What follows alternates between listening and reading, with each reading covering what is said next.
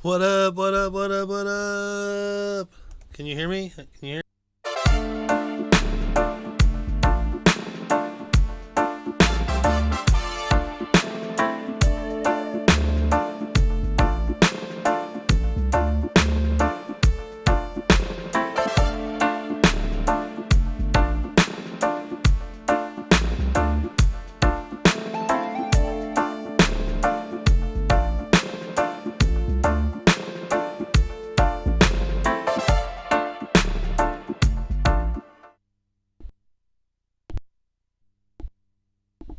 Testing, testing, testing. Can I switch cameras? Oh yeah, looking good. I still got 30 frames a second. Yeah, I was trying to do 1080 and it just wasn't working, so I guess we're stuck in 720 land. But I think it's looking good. Check out the studio, guys. I wanted to do an update. I wanted to test live streaming to see if it would work and see what it took to set it back up, and I wanted to kind of do a little update. And I've kind of filmed this a couple times, but things were acting weird. Like I said, the 1080 was a little glitchy. What I'm doing is I'm splitting the HDMI output from my Mac Mini into the laptop. I have a little HDMI input thing, and so there's no streaming burden on the studio computer. I can go full low buffer size when I'm producing stuff, and you can still I can still share the screen. Like if I go like this, yes, and then I can zoom in or whatever. I can do piano roll edits and hopefully my picture won't be too in the way. But anyway, I don't know when I streamed last. I didn't really check first, but I'm pretty sure it was before I built the studio, and I was talking about building the studio, and this was kind of my plan. I wanted to make it a little nicer and finish the corners and stuff, but I kind of like it how it is. There is still more insulation that I purchased that I haven't installed yet. I try to wrap the insulation in some fabric, so it's kind of like a little pad that I can kind of hide behind these panels. These are all Guilford of Maine fabric panels that I kind of stretched around a frame, and the mounting system was a little janky. These were actually falling down as it got warm the other day. So, but it looks, I think it looks good. The LED strips are pretty awesome. I got my let's see, I got some track lighting up there. Here you can kind of see what's going on. I built it basically to the door, and I had to leave room so I could get to the switch right there. But there's some cat doors over there. I left a hole right there for the cats to kind of... I was going to build maybe like a little box or something, but as long as they're not jumping on the keyboards, I think we'll be fine. And there's another one over there. I built these stairs for them to run up on. Check out this stupid tabs of blue ribbon hat. Anyway, there's my little drum set I got going on. We got the guitar amp back there. See, I did all the wires nice and clean. There's my subs down there. I got so basically I've got this PA amp powering these two subs. I did lots of experimenting before I started building in here, where when I got everything cleaned out, I did some testing with the speakers to find out where I could put them or where I should put them, and it seemed like Against the Wall was the best bass response. I tried a few different widths and heights, and I measured with a measurement microphone and stuff, and then I added the sub, and I have a drive rack that I'm able to adjust the crossovers and the equalization with to really flatten it as much as I could on paper. I think it sounds good. It can't be perfect in this room. It goes super deep. Like I can hear all the way down to 25, 30 hertz. So that was really important to me, to be able to feel the full and hear the full bass range.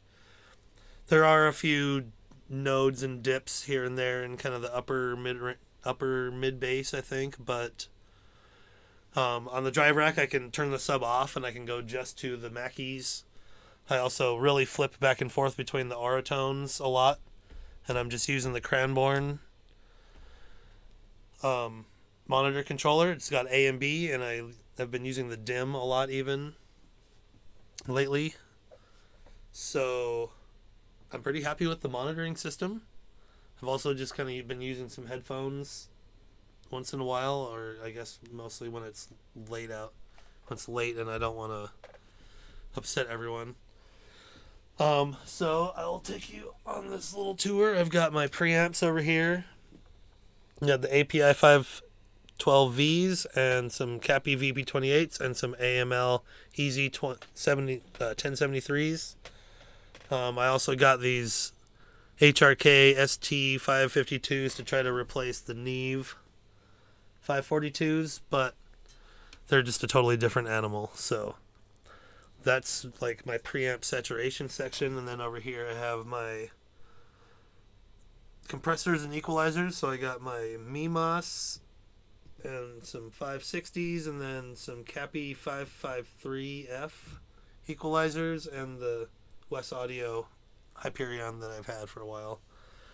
And then yeah, down here is my mix bus, just compressor and tape saturation. I haven't really used the ADAT yet, but I kind of just want to have that in case someone wants to send me an ADAT for their music. And I have this weird DBX thing over here that I haven't really been able to sell.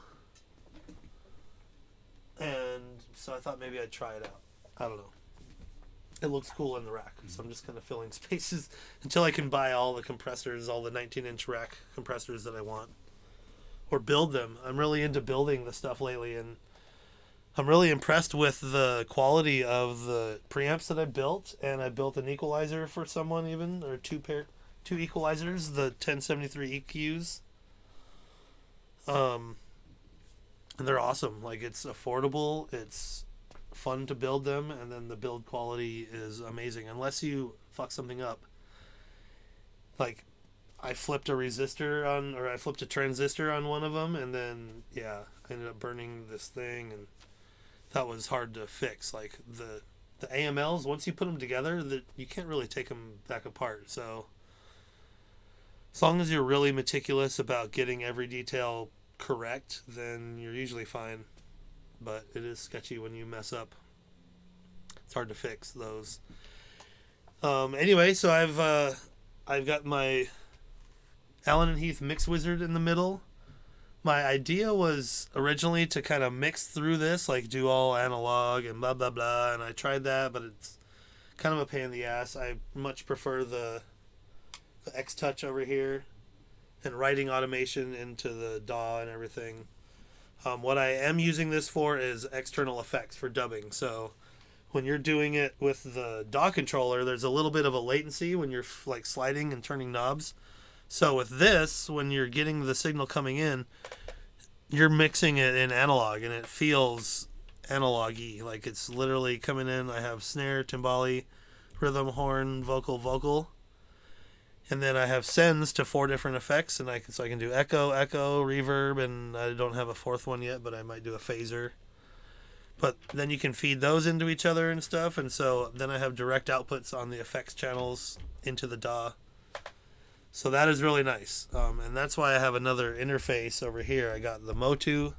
I'm also using the Apogee. Like, I was basically using all the outputs from those to send into all 12 channels of this. But now I'm only sending into, 8 channels. 4 here and then 2 stereo channels. So, I'm no longer mixing on this analog thing. But it is perfect for dub effects. And here's my echo pedals and stuff. You can do the feedback into the pedal through if the echo's coming in on aux 2, I can just feed it to aux 2 channel 2. I can feed to aux 2 from channel 2 and just... It's crazy. So, anyway, that solves the problem of dubbing. This is really good for automation over here. The X-Touch. I haven't really been using the USB feature on the West Audio units. I'm kind of considering selling those and getting other more analog units, like maybe some Serpent compressors or building. There's lots of kits out there to build things. So I really want some Pultec equalizers. And I think you can even build some 19-inch rack gear. So I don't know. I think I found a pretty good workflow though with the way I use the modules as inserts in Logic through the I/O plugin. So I will like I set my pairs of preamps over here somewhat the same, and I ran my mix through each pair to see which one I liked, and kind of get the character of each one. And you can tell that the API is a little bit more wide open and transparent. The cappies are very strong mid-range, and the AMLs are pretty fat. Like I really like the bass that comes out of those on a mix bus. And then I even tried running all three together, like on a mix bus, and it just, every one I add makes it sound better. So I don't know. I'm probably overdoing the saturation at this point, but I guess I'm trying to learn. I guess I'm learning. Who's this? Trying to hear my new single? Oh, you want to hear mine, dude? Check this out.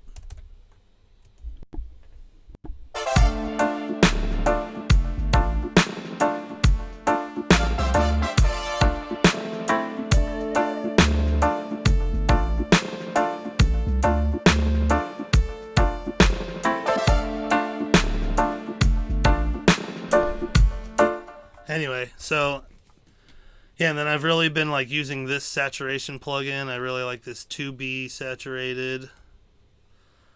And then I do a clipping plugin into a limiter, and I've just been able to get all kinds of chunky fat sound out of my master, along with a couple of I/O plugins for an equalizer. I usually go through the Hyperion and then into the mix bus chain with the compressor and then the saturators. Thank you. Yeah, I'm excited to finally be able to I guess I wanted to live stream again, and I wanted to do some work on the live stream. I have a mix that I need to do for the homie Johnny. It's called Nice Time. I was going to play a sample of that too. This is a song we recorded a long time ago that I had to dig up from the old Pro Tools computer, and then he wants me to mix it. I'm realizing it needs a bunch of editing, but here's just kind of a test mix that I did to see how it would sound with some crazy auto-tune, and I kind of like it. It reminds me of Fiji. It's a long time. We don't have no nice time. Do you? Yeah. Think about that. Girl, it's a long time. We don't have no nice time. Do you? Yeah. So yeah, anyway, I'm just feeling pretty locked into my process here, and I think I'm about ready to do some work. I like having all of the interfaces aggregated together so I can have like my keyboards over on this side plugged into my Apogee. I have the whole console is basically being run on the Motu now. I got my MIDI set up. I have two separate MIDIs, so I can do an upper and a lower for the organ. I got Chase's Hammond. You got the Hammond. What's it called? The XK1C.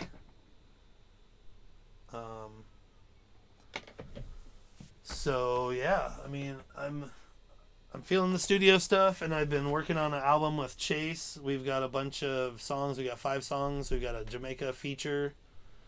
We are almost done producing that to where we're about ready to start editing and mixing. I mean, we're almost done with editing even. but we got live drums. We've got all kinds of really good stuff coming down the pipe. And I just wanted to do a little update and live stream test to, tell you all kind of what's happening.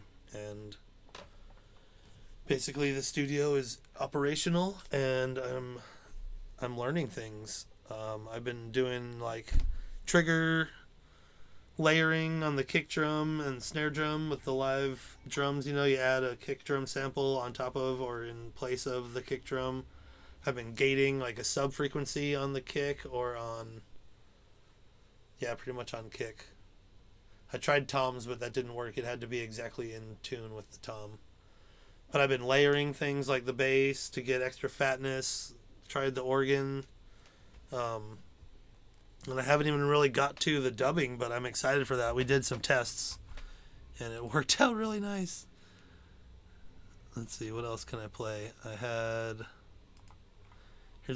been really experimenting with the 808 and the kick drum to see how everything works when I saturate it through the mix bus and through some of these preamp pairs and stuff, and I'm really excited about the tones I'm getting. So here's a little sample again.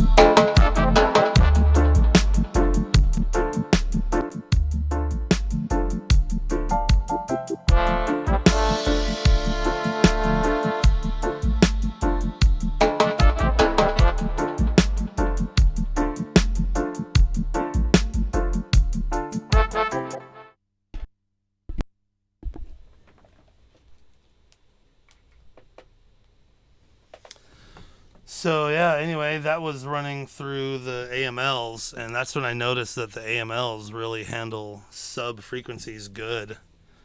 So I'm considering selling my APIs, and I might just try to build some more preamp kits, and I'm really excited about the affordability of the preamps or the home built stuff. The affordability and how fun it is to build them, and just the quality of them. The only problem is if you mess them up, then you're in big trouble. If you do something wrong, then you're in big trouble. Which I think I've already shot this video a few times, so I'm not sure if I talked about that yet. But I think that's about what I was trying to do. I just wanted to give an update and a little test stream, to show y'all what is happening.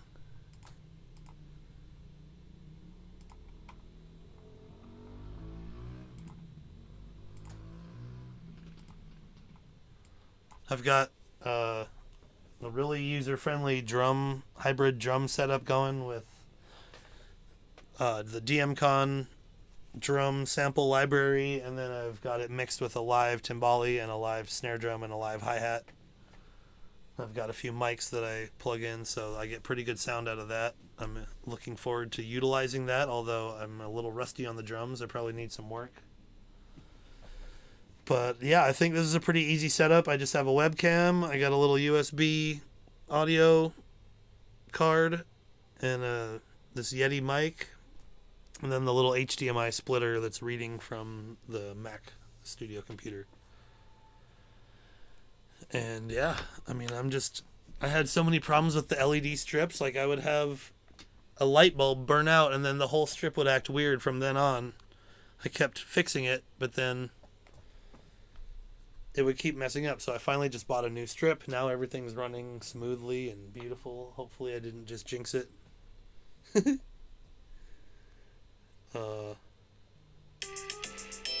Yeah.